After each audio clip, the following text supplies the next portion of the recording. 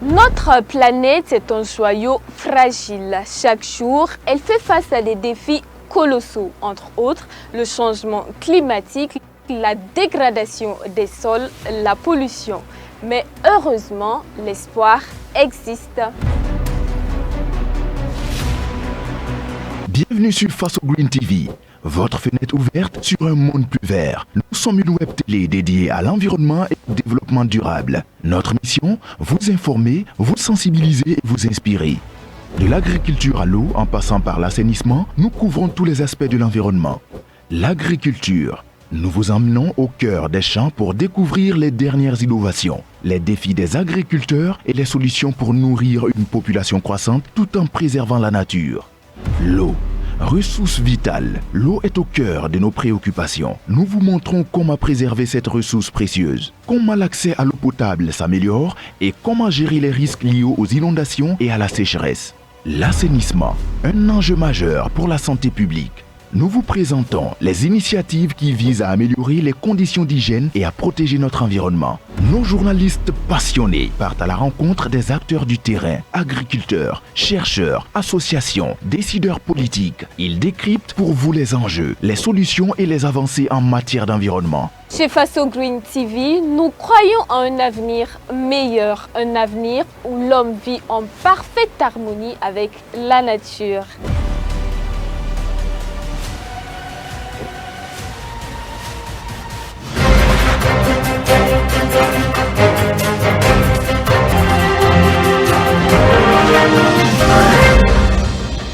Bonsoir chers téléspectateurs, bienvenue à votre journal sur Faso Green TV. Restez avec nous, on démarre tout de suite avec les titres.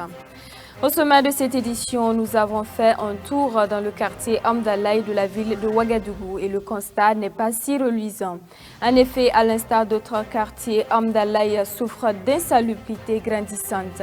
Presque partout dans les ruelles de ce quartier, on perçoit des eaux usées, des déchets et excréments d'animaux. Cela est dû non seulement à l'incivisme de certains habitants, mais aussi à la pratique de l'élevage. Restez avec nous pour en savoir plus. Nous restons toujours dans le cadre de l'assainissement et cette fois-ci, nous avons jeté nos regards sur l'arrondissement 10 de la ville de Ouagadougou, plus précisément à Wayalguin. Là-bas également, l'insalubrité bat son plein. On y rencontre toutes sortes de déchets, ce qui contribue non seulement à polluer notre environnement, mais aussi entraîne des maladies. Plus de détails dans un instant. Je vous le disais en titre, situé dans l'arrondissement 2 de la ville de Ouagadougou, Hamdalaye souffre de l'insalubrité au même titre que certains quartiers de la ville. Presque partout dans les ruelles de ce quartier, on perçoit des eaux usées, des déchets et excréments d'animaux. De l'avis de certains résidents, ce problème d'insalubrité est non seulement lié à la pratique de l'élevage dans le quartier, mais surtout à l'incivisme des habitants qui utilisent les ruelles et caniveaux comme dépotoirs d'ordures. Faisons le constat avec notre reporter Colette Ilvoudou. En plus du phénomène de la divagation des animaux, une autre situation préoccupe les habitants du quartier Hamdalaye. Il s'agit de l'insalubrité et du manque d'hygiène. Ici, les caniveaux sont utilisés comme des dépotoirs d'ordures. Les eaux usées sont déversées presque partout dans les rues, sans compter la prolifération des déchets plastiques. L'insalubrité de ce quartier ne date pas d'aujourd'hui. Nous sommes nés trouver le quartier dans cet état et aucun changement jusqu'à présent. Les gens jettent les ordures ménagères dans les caniveaux, versent les eaux usées dans les ruelles. Pendant la saison pluvieuse, l'écoulement des eaux devient difficile vu que les caniveaux sont bouchés. C'est la municipalité qui vient nous aider souvent à les curer. Dans notre arrondissement, les autorités communales font des efforts, mais l'incivisme des habitants va grandissant. Malgré les sensibilisations, les gens continuent d'utiliser les caniveaux comme dépotoirs d'ordures. Devant moi, quelqu'un a déjà jeté des ordures dans le caniveau et quand on a essayé de l'interpeller, il s'est emporté. Dans presque toutes les ruelles de ce quartier, on trouve également des excréments d'animaux. Et pour certains riverains, l'insalubrité de ce quartier est en partie liée aussi à la pratique de l'élevage. Hamdalaye est un ancien quartier, donc les habitants aussi persévèrent dans leurs mauvaises habitudes. L'insalubrité de ce quartier est liée étroitement à la pratique de l'élevage. Les animaux divaguent, raison pour laquelle il y a leurs excréments partout. Actuellement, la situation se présente mieux même. En saison pluvieuse, le manque d'hygiène et d'assainissement est à un autre niveau.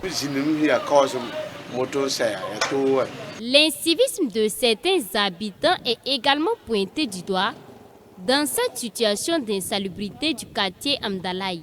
Si tu vas rentrer dans le quartier, tu vois devant les portes, chacun verse l'eau au hasard comme il veut. Tu vas essayer de leur parler, ils vont dire que c'est devant ma porte. Avec l'insalubrité, il y a tout genre de maladies. Il y a le palu, il y a la dengue, il y a le choléra, tout ça qui est là. Quand vous regardez là, est-ce que c'est joli à voir? Moi-même précisément, souvent, je sors pour me bagarrer avec les voisins là. Voilà, parce que vous voyez la maison qui est en face de nous, souvent, regardez l'eau là. Peut-être que ce n'est pas de notre cour même, peut-être c'est les voisins. Donc là, ce n'est pas intéressant. Souvent, tu sors de ta cour pour venir verser l'eau devant la cour de l'autre. Vu que la mairie interdit tout ça et puis continue de faire, et puis la mairie ne fait rien là-haut. Moi, je me dis que c'est la liberté qu'ils ont. Le manque d'hygiène et d'assainissement est cause de nombreuses maladies. Il entraîne la propagation des vecteurs du paludisme et de la dengue selon plusieurs spécialistes.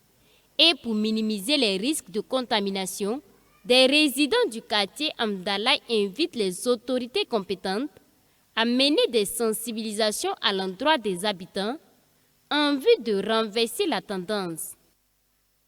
Nous poursuivons ce journal et nous restons toujours dans la même veine. Le long de la voie entre la gare de l'Est et l'École nationale des régies financières ENAREF, en direction du camp de la compagnie républicaine de sécurité CRS de Bendogo, voici ce qu'on observe: des poules abandonnées, des déchets en plastique et des restes de nourriture mêlés aux urines. En effet, cette clôture située au cœur de la ville ne renvoie pas une image reluisante. Une situation regrettée par de nombreux usagers. Kokou Mieso était sur les lieux, il vous raconte. Des poules abandonnées, des déchets en plastique et des restes de nourriture mêlés aux urines. C'est ce que l'on peut observer le long de la voie entre la gare de l'Est et l'École nationale des régies financières ENAREF en direction du camp de compagnie républicaine de sécurité CRS de Bendogo. Au cœur de la ville, cette clôture ne renvoie pas une image réalisante, une situation que regrettent de nombreux usagers. C'est vraiment déplorable qu'au centre-ville comme ça, on trouve des dépotoirs d'ordures. Vraiment, c'est pas intéressant. Si le gouvernement peut faire quelque chose, la mairie aussi peut nous aider à se débarrasser de ça, sincèrement. C'est tout ça qui appelle les maladies, les moustiques. Bon, il y a trop de moustiques, on ne peut pas s'en sortir. Donc vraiment, si le gouvernement peut nous aider, surtout la mairie aussi, comme c'est la mairie qui doit se charger de ça aussi, bon, c'est mon avis en tout cas, bon, c'est pas intéressant. Vous voyez qu'au centre-ville, c'est pas bon, c'est pas bon. Bon, ils sont en train de brûler les punais, bon. Donc vraiment, il faut qu'ils essaient de voir, sinon c'est pas facile. Kakou insiste sur la nécessité pour les autorités communales de prendre des mesures disciplinaires envers les riverains qui ont pris cette pratique peu commode de salir le long du mur de l'ENAREF comme habitude. Nous-mêmes d'abord, nous ne respectons pas, c'est les gens même qui viennent déverser ça comme ça. Maintenant, c'est à la mairie maintenant de mettre comment on appelle, des sanctions pour sensibiliser à ce que les gens ne fassent plus ça. Parce qu'il y a trop de laisser passer, il y a trop de, on ne prend pas les trucs au sérieux, c'est pas intéressant en tout cas. Les propositions pour tirer une leçon de cet incivisme et d'envisager des solutions alternatives n'ont pas manqué. Que nous-mêmes on se remette en cause d'abord, qu'on ne jette pas, même si tu vois un passant jeter un ordure par terre, tu l'appelles monsieur, vous avez oublié quelque chose, il va soulever. Demain il ne va plus refaire et ça va amener les gens à ne plus faire ce genre de trucs. Vraiment, c'est déplorable. Ils peuvent faire, par exemple, des maisonnettes, venir déposer, bon, pour que les gens s'occupent toujours de la place. Ou bien si c'est comme ça, ils déposent des bacs. Sinon, comme ça, ils ne peuvent pas éviter ça. Parce que bon, ce n'est pas les saletés là seulement, il y a d'autres choses qu'ils font là-bas. Pour certains habitants et usagers que nous avons interrogés, si le problème persiste, c'est bien parce qu'il n'y a pas de bac à ordures dans la zone. Il propose alors que des bacs à ordures soient installés le long du mur pour éviter cette situation. La société coopérative Sougri Noma a été créée depuis 2019 et elle fait de l'étuvage du riz son domaine de prédilection. Cette société coopérative basée à Kaya dans la région du Nord réunit en son sein une trentaine de femmes qui de concert avec les producteurs travaillent à mettre en valeur le riz produit localement. L'objectif étant de permettre à ces femmes d'être autonomes et aussi de faire la promotion du consommant local. Mamadou Souari. La société coopérative Sougri Noma, basée à Kaya dans la région du Nord, évolue dans la transformation du riz. Cela dit, cette société coopérative qui existe depuis 2019 fait de l'étuvage du riz son domaine de prédilection. Il s'agit de transformer le riz produit localement au Burkina. Notre société coopérative excelle dans la transformation du riz. Nous sommes une trentaine de femmes à travailler au sein de la coopérative.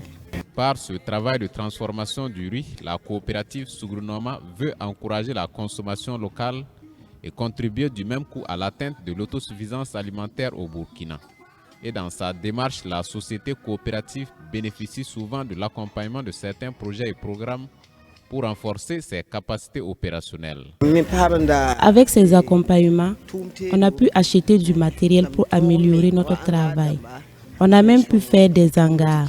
En tout cas, le travail avance bien et on a augmenté notre production.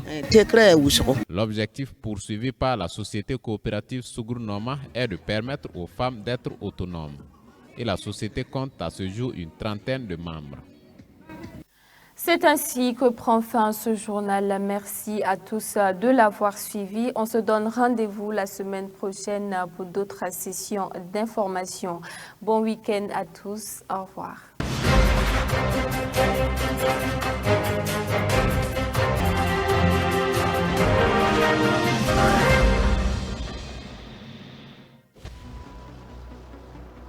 Notre planète est un joyau fragile. Chaque jour, elle fait face à des défis colossaux, entre autres le changement climatique, la dégradation des sols, la pollution. Mais heureusement, l'espoir existe. Bienvenue sur Faso Green TV, votre fenêtre ouverte sur un monde plus vert. Nous sommes une web télé dédiée à l'environnement et au développement durable. Notre mission, vous informer, vous sensibiliser et vous inspirer. De l'agriculture à l'eau, en passant par l'assainissement, nous couvrons tous les aspects de l'environnement. L'agriculture. Nous vous emmenons au cœur des champs pour découvrir les dernières innovations, les défis des agriculteurs et les solutions pour nourrir une population croissante tout en préservant la nature. L'eau. Ressource vitale. L'eau est au cœur de nos préoccupations. Nous vous montrons comment préserver cette ressource précieuse, comment l'accès à l'eau potable s'améliore et comment gérer les risques liés aux inondations et à la sécheresse. L'assainissement, un enjeu majeur pour la santé publique. Nous vous présentons les initiatives qui visent à améliorer les conditions d'hygiène et à protéger notre environnement. Nos journalistes passionnés partent à la rencontre des acteurs du terrain, agriculteurs, chercheurs, associations, décideurs politiques. Ils décryptent pour vous les enjeux, les solutions et les avancées en matière d'environnement. Chez Faso Green TV, nous croyons en un avenir meilleur, un avenir où l'homme vit en parfaite harmonie avec la nature.